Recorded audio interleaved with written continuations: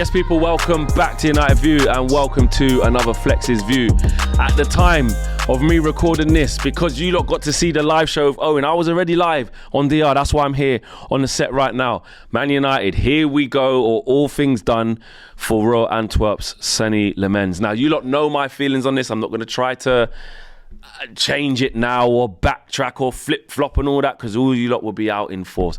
My first choice goalkeeper, when I knew that we was in for Emi Martinez and obviously Sonny Lemens, was Emi Martinez. For me, I just was thinking more of the experience side of it. He's going to be able to come straight in, handle the pressure. He knows what to do. Yeah, he makes a few mistakes here and there, but I'd rather the devil I know. And how bad it's been in the goalkeeping situation, I just wanted to see someone, well, because we had the chance to do it with hours left, I just wanted to see him come in, because there's just that adaptation period is not there. Having said that though, listen, I'm not going to lie to you, I've never heard of Sonny Lemens before this this transfer window. I've never seen him play, and I think a lot of people who claim to all of a sudden know loads about Royal Antwerp and the Belgian under-21s, or you know, when he's been on the bench for Belgium senior team, I think are probably doing a bit too much. But listen, research is there, stats are there. You can always go and find out about stuff and do a little bit of research. And when I've read up on him and obviously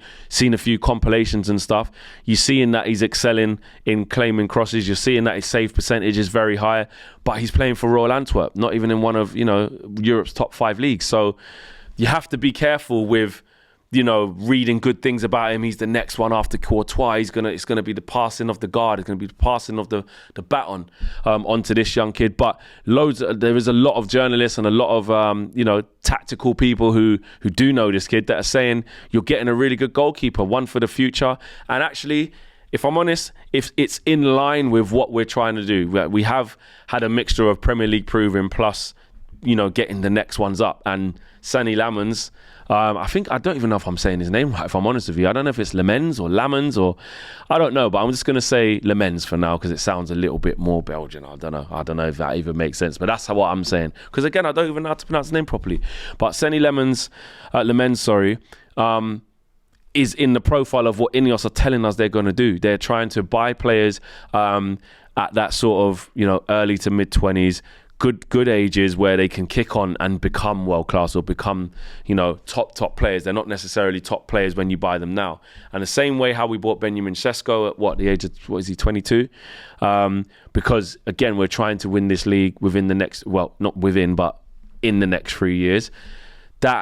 If that's the model, then you're not going to get many players that are for now. But listen, there's a big gap to close. We just have to focus on being a competitive team again. And let's be real, the goalkeeping situation had to get looked at. Onana, I've been on record. We all know how bad he is and how awful he is. And Altay Bayındır is marginally better as fundamentally, but he's not the answer, is he? He's nowhere near the answer. So it's a good thing that actually we've finally got a goalkeeper. Time will tell whether it was good to go with somebody young, you know. Even if he has a bad first season, he's still going to need time. So many times we see it, like the number one at Man United is probably the most pressurised position in English football. You know, pundits say it, the media says it, the scrutiny on the Man United goalkeeper is like that of none other. It really isn't. And I'm not saying he's going to go on to have a career like David De Gea, but, you know, when he was young and came from Atletico Madrid, young kid, I think he might have been even 19 at the time, maybe 20. He or maybe 21, I can't remember. But he was young and inexperienced. And I remember that first season, he cast a very small figure in the goal, looked quite weak. And then after that first season was done, he found his feet and he went on to have an amazing career. And Lemens looks quite physically there. He looks tall, he looks massive, but can he handle the pressure? He's going to need time. And also I'm interested to know what happens now as well for the rest of the window. You know, at the time of recording this, it's 20 to 3, and the window shuts at 7. So there's not long for anything else to happen. But what's going to happen with Bayındır? What's going to happen with Andre Onana? We're going to have all three of them there until at least January, where, you know, they get the message and realise that their game time's cut short. Of course, if we're looking at the Turkish window, I can't remember the exact date of that, but that doesn't shut today. That shuts a little bit later, as does the Saudi window. So There's time for them. I think it's next week those two windows shut respectively, so there is time for something to happen with Bayern, and there's time for something to happen with Onana. I'm seeing stories that he's happy to stay and fight for his place, but Man United just will probably have to make it abundantly clear that he's not going to play. He already hasn't played the first 3 games of pre-season, so let's be honest. Lemens, look at the first couple of games that are coming up. The first 2 games that he will be maybe involved in or be facing if he plays is straight off the bat away at the Etihad against City and at home against Chelsea. Now, is it better to maybe bring him in for, I think we've got Brentford after that and maybe Forest. I can't remember the exact order of who, but I know it's probably maybe less pressurized environments to perform. He's a young kid. Not a kid, but he's 23 years of age. And I think someone like Football Tacticos, football scholars in the chat who know everything, isn't this his first senior season playing as like the number 1? I'm sure I read that in an article last week when the decision was becoming more concrete, when the interest was becoming more concrete. I was reading that this is his first senior season as like a leading number 1. So for him to have that and then come straight into Man United, what should Ruben Amorim do? Does he go, this is why we wanted to keep up, we're already not playing Onana, and just dash Altay Bayındır out and say, listen, you got to go on loan now? Because Altay Bayındır might see it as, I know I've played the first 3 games, but you don't fancy me. You know, I'm only really in because Onana's effed up and you've gone and bought this kid. Or is it Onana who gets pushed out and says, nah, allow this? I said I might want to fight for my place, but nah, forget it. I'll just go Saudi and get the big check now, or I'll just go wherever it may be in the dying hours of the window. Someone might come in for a loan. I think Onana will probably stay. I think in the hours that are there, unless it's Saudi or Turkey, he's not going to go anywhere in Europe, obviously, because I just think it's too little time to get the deal done. And I just think you just make it clear to them by way of team selection that you don't fancy them. And also, how ready is Lemens as well?